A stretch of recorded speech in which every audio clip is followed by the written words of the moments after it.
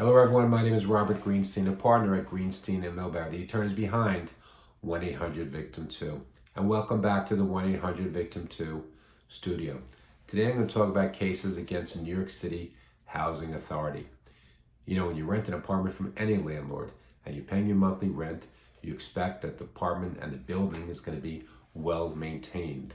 It's even more frustrating when you make numerous complaints to your landlord about dangerous conditions in your apartment or the building, and the landlord fails to take any action. You know, here in New York City, the New York City Housing Authority is the biggest public housing authority in all of North America. They control thousands and thousands of apartments. However, that doesn't mean that they don't have the same exact responsibility as a landlord who maybe controls 3 or 4 different apartments. The bottom line is that the building needs to be kept safe for people that live there as well as their guests. And if the building is not kept safe and if somebody suffers an injury, well, they have a right to bring a case against the New York City Housing Authority.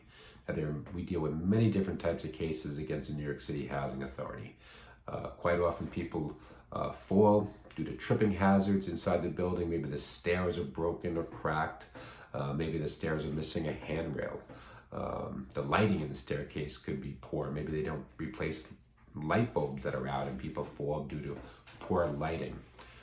We also have slip and fall cases that could be caused by liquids or garbage in the staircases or in the hallways, and people fall due to those liquids or garbage.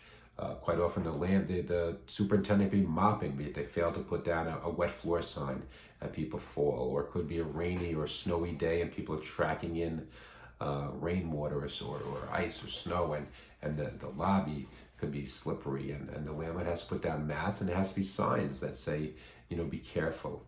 And there's also many cases when it's snowing and people fall outside of the New York City Housing Authority building, or maybe on the interior walkways, or just on the property. There's usually many buildings in New York City Housing Authority complex, and people fall walking among the buildings due to the fact that they're not shoveling or they're not putting down salt on ice, and people fall and sustain really bad injuries in snow and ice cases at New York City Housing Authority buildings.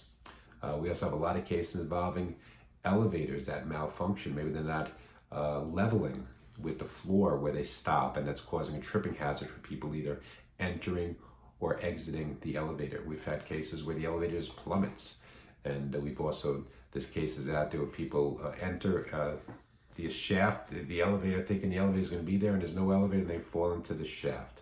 So obviously sustaining horrendous injuries and sometimes death. We have cases involving ceiling collapses, where there's leaks from the apartment above. Landlord fails to take any action. Eventually the ceiling just gives way. Could be the same with a cabinet, a kitchen cabinet. Leaks, and eventually the cabinet gives way and lands on people and causing injuries. Likewise, we have cases involving mold. When there's water that's damaged, that's coming from the apartment above, and then eventually you get mold, and that can be very, very dangerous, causing respiratory issues. A lot of cases involving inadequate security.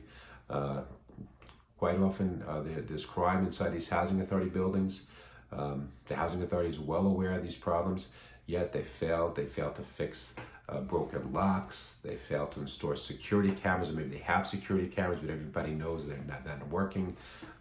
Maybe they fail to have the proper amount of security guards, and there are crimes that take place, and you can get compensation for those injuries as well. Now, if you are injured in a housing authority case, you've got to keep in mind that there's a notice of claim that needs to be filed within 90 days of the date of the occurrence.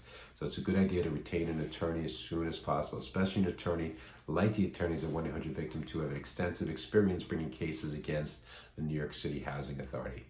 So if you're involved in an accident at a New York City Housing Authority structure, whether you live there or you're a guest, give us a call at 1-800-842-8462. That's 1-800-VICTIM-2.